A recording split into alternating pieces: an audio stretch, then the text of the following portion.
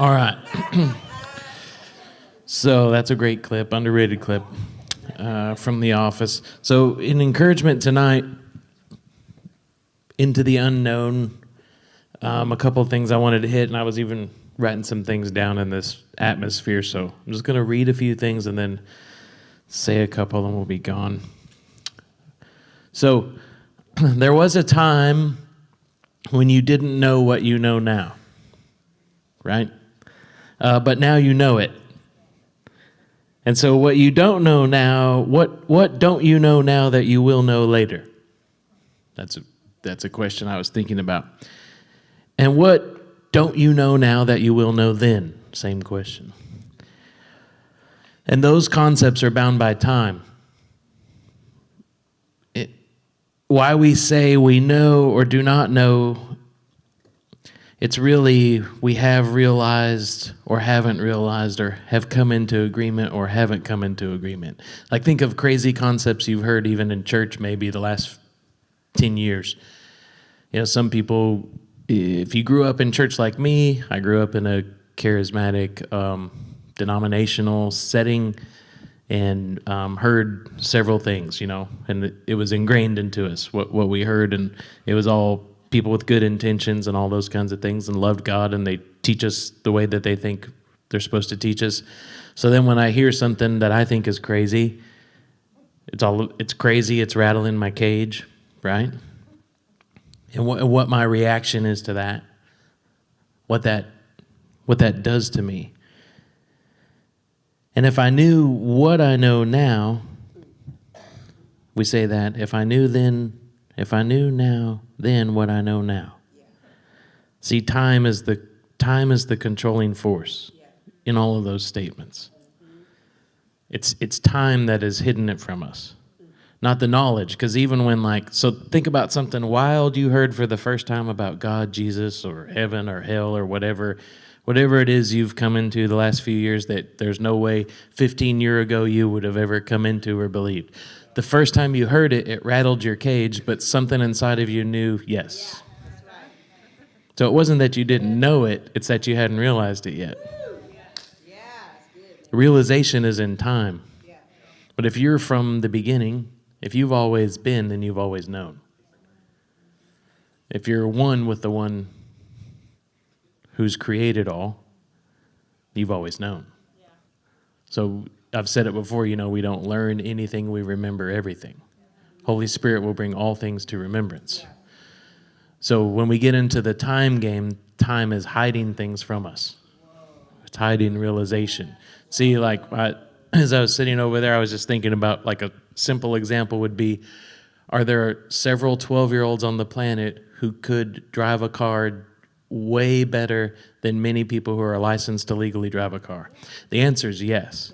And it's time that's hiding that from them. Nothing else. Not their ability, not their size. I mean, there's 6'5" 12-year-olds. The only thing that's holding them back from doing that is time. They have to wait until they're 16. Now, there's plenty of 12-year-olds who should not be driving also. Age isn't the deal, but it's just, what does time hide from you and me? What do we believe? You know, there's certain things children can't experience and children can't see because of, the only reason's time. That's it. So realization is in time. Some of this I don't even know what I mean, so I'm just going to write it. Realization is in time, knowing is disappearing. I don't even know what I'm saying here, but think about the first time and how you always knew what you heard for the first time. I remember when we were in the service, and I knew Darren was going to eventually go there. I told him, I was like, I know it's going to happen. He's like, okay. And then he said one night, he was like, tomorrow we're going to talk about hell, right? Was anybody in that service? Do you remember that? And he said, raise your hand if God's ever told you anything about hell. And nobody in the building raised their hand. And he said, isn't that interesting that we all know so much about something that God's never told anyone? And we went out to his truck to get in his truck. Daryl was in there with me. And somebody had taken a screwdriver and driven it through Darren's tire and broke the handle off. Because when they heard that, it triggered something.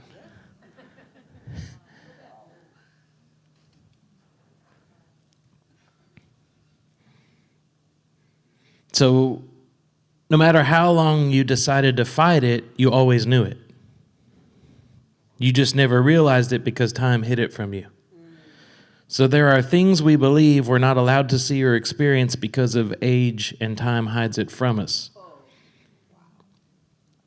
So we want to experience different things, talking about into the unknown. We want to experience different things. We want to experience different encounters. We want to see different things. But I do the same cycles every day. Like, you don't see Yellowstone unless you drive to Yellowstone.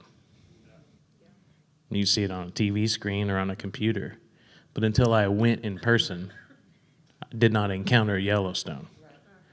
It's incredible. Like, if you watch the show and you think you've seen Yellowstone, you're missing out. Okay, I didn't see the Duttons. I didn't see any of that.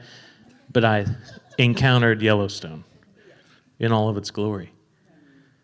It was awesome. Beautiful.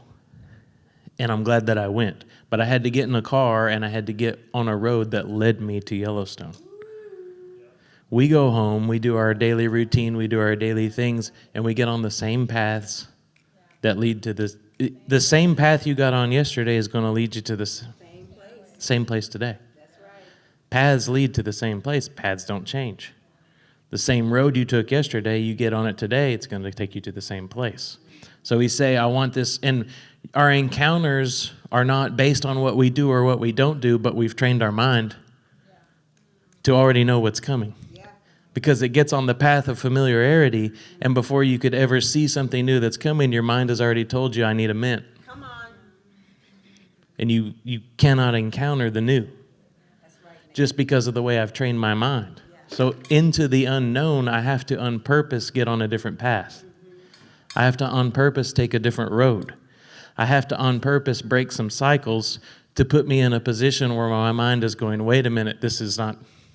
Where are we going? Well, we've never been to Yellowstone before, so you don't know. Trick's on you. You don't know where we're going. We have to look at the map to get there. We're not listening to you, mind, to tell me how to get there. We're listening to something else.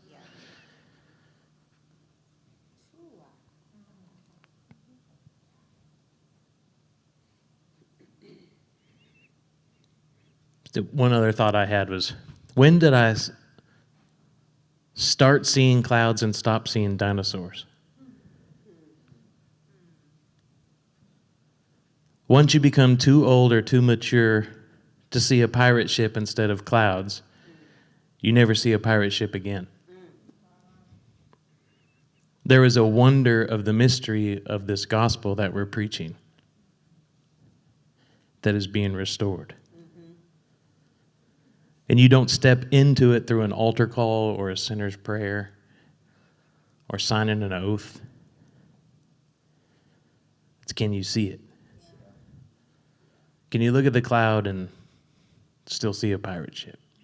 Can you look at the, why are you here? Why am I here? I'm being more and more convinced I'm here for beauty. Can I see beauty in everything? Can I see something where I can't see beauty, and can I make it beautiful? The Redeemer within redeems, and my path behind me is beauty. What I see in front of me is beauty. Can I see that? Can I look at the clouds and see like a child? Can I look into this gospel, into the goodness of God, and be guided in that way? Or am I laying on my back saying, I've seen these clouds before? If you're laying on your back saying, I've seen these clouds before, if you're going home after work and saying the same prayer and listening to the same sermon online and reading the same book and thinking the same thoughts, and then we gather together and hear someone's awesome encounter and think, why can't I have one of those? You've already trained your mind into what's going to happen. And some of us even need to break off, like, I mean, we've stepped into new things and stepped in, I mean, they're old things, but meditations we've stepped into and those kind of things, I mean, some of us got to ditch our safe place in meditation and just get out of that. You know, quit going to the same place every time. Because your brain will train you to what's about to happen. And so, you know, if you have to start in that safe place to be there, just start in that safe place, but then see yourself taken up. John said, I was caught up. Get caught up in your meditation. We position ourselves to see something new.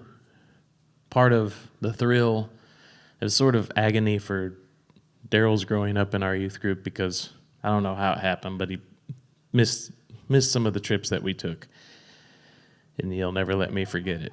But kids in our area, the town we were in is 1,200 people, you know, mostly poor, poverty, that kind of thing. So some of them never left the state in their life. So I'd made up my mind, we're going out. You know, we're going. So once a year, we're going somewhere. We're crossing the state line and we are getting out of here. And we're going somewhere, and these kids are going to see. Because you're not going to see something new unless you go somewhere new. Unless you can begin to see the new in what's right in front of you. But our brain keeps us from doing that, and time robs us from that. It's like Peter and I were talking about it before, the wheel in the wheel. What is that? It's everything we were singing about tonight. You know, there's all these living creatures. There's fire in these living creatures that look like coals. And there's something shiny metal in that fire. And there's a wheel and a wheel inside of a wheel. That is the realms. The wheel inside the reel is the realms and them working together. Always together, always working together if you can see it. Most of us just see one wheel our whole life. But there's a wheel inside of a wheel. And it said every time those creatures would move, they moved as unto the Spirit of God, that as the wind was getting ready to blow, they would move. They're moving on the wind. Moving with the wind. And when they would move, the wheels would move. And when they would move up, the wheels would move up. And when they would move down, the wheels would move down. That's what we're living in that. We can experience that. It just opened up before Ezekiel, but it's in us. It's something he saw outside of him, but it's in you. But you can train your brain to believe it's not. Your brain's wonderful. It'll rob you. It'll rob you if you let it.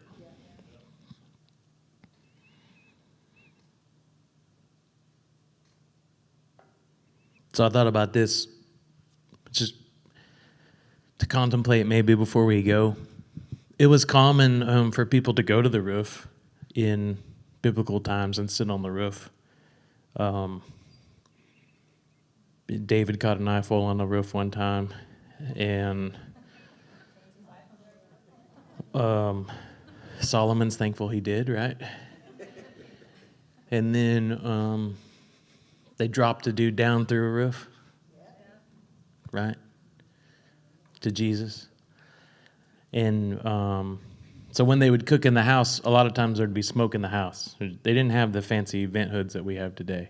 So they'd deal with smoke in the house, fire in the house. And so it was fairly common to go onto the roof, to get out of that. So Peter goes onto the roof. But, you know, I was thinking about that. It's not the house that he hung out at all the time. It's not his common. He doesn't live there. So he's on a roof that's unfamiliar to him and sits on there, and it says he was taken in a trance. And I'll read it because from the Passion, I guess I'll be like Damon Thompson and say Dr. Simmons in the Passion says, but this is what it says. So Cornelius hears from God, right? And God says, hey, go to this town, ask them to send someone to you. and I'll explain all this to you. So he sends 2 of his servants. They go into town. They're looking for Peter. Peter's on the roof. This is what it says. Around noon, Cornelius' men were approaching Joppa. Peter went up to the flat roof on the house to pray. He was hungry and he wanted to eat.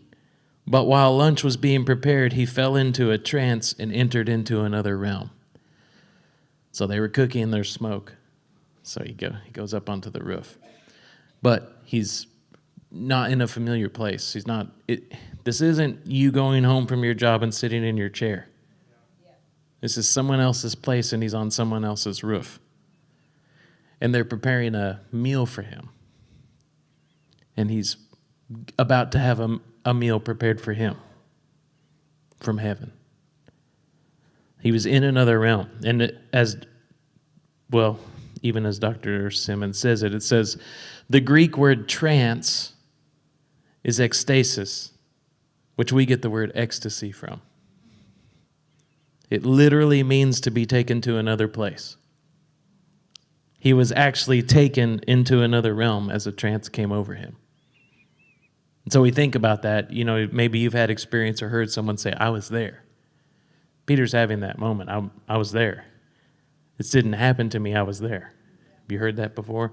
And sometimes in us, we just think, oh, God, I'm fine if it doesn't happen to me, but I want that to happen to me. I want to encounter everything that there is to encounter. I want to experience everything there is to experience, and I believe that that's for me. Part of that is we haven't been on very many roofs. We haven't been in very many places that break our mind down, because Peter's mind is about to be completely challenged in this vision. And so his mind had to be open to even receive this vision. Because he tells God, when he hears the voice, God says, hey, I like rise, kill, and eat, right? That's what he says, rise, kill, and eat. And he says, no way. And he says, I have never eaten anything unclean according to our Jewish traditions. That's what he tells in the vision. And he says, don't call unclean what I've made clean. And so his mind had to be opened anyway just to receive this. See, we think we want to be open to receive an encounter, but my mind's not ready to receive what's going to be given to me in the encounter. I think, I'm ready for anything I want to see, but we talked about it before. If Amos comes walking into your living room, you might have a heart attack. But you think you want Amos to walk into your living room. This is where I live, the things I think about. I think I want that, but if I wake up and the child Elijah raised from the dead is sitting at the foot of my bed, I'm going to freak out.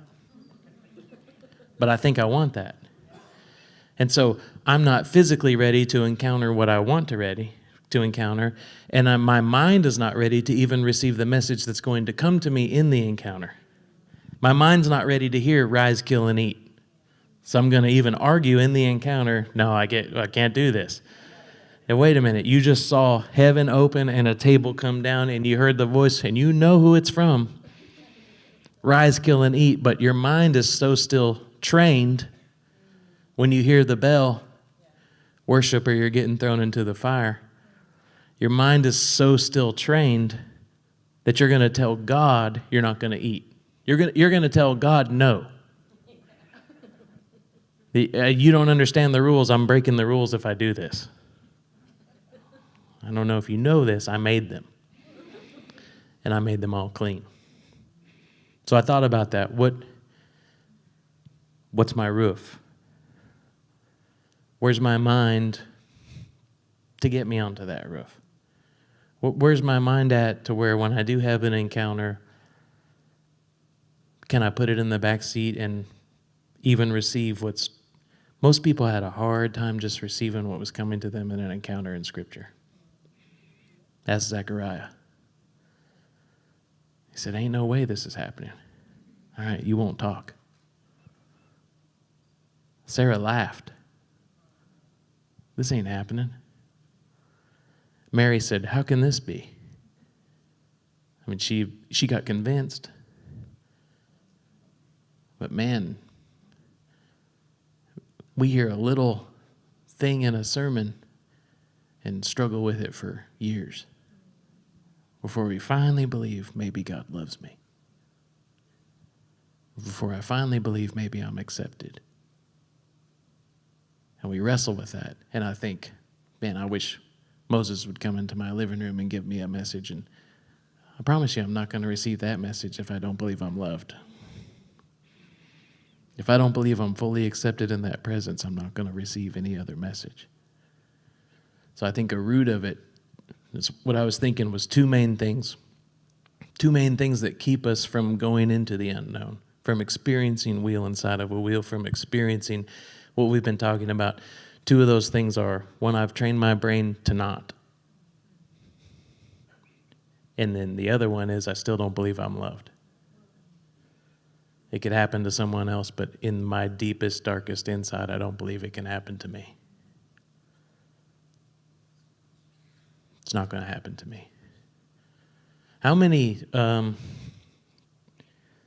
islands do you think John had been exiled to in his life? Not many. One that I know of. And it said, I was in the Spirit and I was caught up. I think I'm being challenged to challenge my mind to receive and to be positioned to see something new, to be positioned to hear something new, to be positioned to, what is my island? What is my roof? What am I afraid God's going to tell me? Can I get to a place of complete trust where there would be no fear inside of me to preempt, to say, you can't say that to me?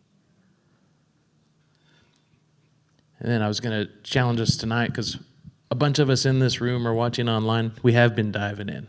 Like, new concepts, I'm on it. New ideas, I'm on it. And there's been massive acceleration. And so Daryl was even mentioning to me just a minute ago, and I was like, yeah, you're saying what I'm going to say. We've been doing that in here, and we haven't been doing that in our daily life. And I just saw, like, business partnerships and ideas coming to people, and it's just been too radical. And it's just like, no. But we've been trained to believe and dive in on the radical in here. And it needs to break out in us. We need to have a little bit more adventure in our daily life like we've experienced right in here. This isn't the end-all, be-all. This meeting is a training ground for how we live life. So I want to encourage you in that. The things no way you would believe 10 years ago that you believe and you would die for tonight. What is something in your life you would never have been doing 10 years ago that you're going to walk into? Just because you're crazy enough to believe yes. Just because you're crazy enough to believe that people around you have you. You'll make it. So I wanted to just challenge us in those three things, and I'm hungry.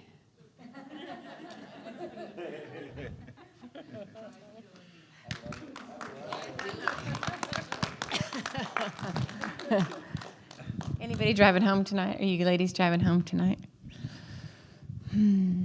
I was on the phone with Hunter as I'm walking in, and she got a job in Nashville. She was telling me about the job she got. And they will work her into a position that they're known to make $10,000 in a night, because it's with the, people that are dropping a lot of money. Anyway, yesterday she put online a quote of Johnny Cash. I don't know if you guys saw that, just under her picture. And I hang up as I'm walking in. I tell her goodbye, because she's like, "Mom, it takes years to get this kind of position, like to get in when she gets to the next level." And it's serving drinks. It's bar. It's a service, whatever. And anyway, I walk in. You guys are singing Johnny Cash, "Ring of Fire." Like, amen. I won't be concerned. You know what I mean? Like, wow. Y'all good? Thank you guys for coming. Are we still online? Oh, wow. We'll see you. We love you people out there. If you guys will meet two people that you haven't met before, drive